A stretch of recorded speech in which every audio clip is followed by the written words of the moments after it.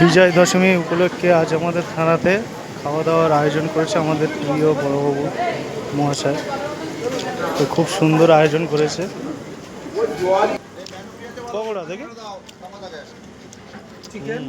Chicken pakora, ডাল, চাটনি, ভাত, লবণ, লেবু, পেঁয়াজ সব আছে।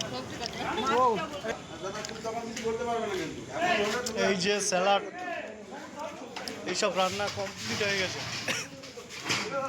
রান্না কমপ্লিট, এবার শুধু খাওয়ার পালায়। দেখ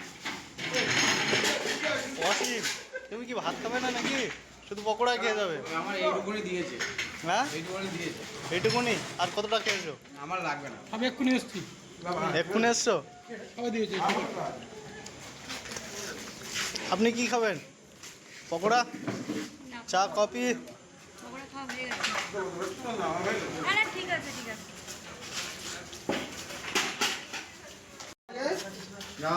খাওয়া দাওয়া শুরু হয়ে গেছে। আমাদের টিমের ফার্স্ট ব্যাচ খাওয়া দাওয়া শুরু করলো।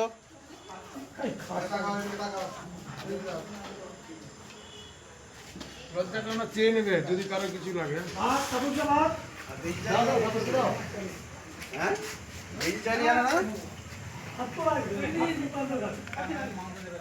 এটা মাছ,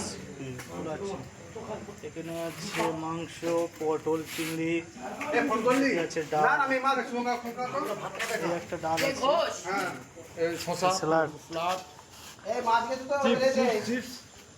চিপস আছে, চিপস, এই যে আলুর চাটনি, আনারসের চাটনি। আনারসের চাটনি, বাহ, এটা একটা নতুন আইটেম।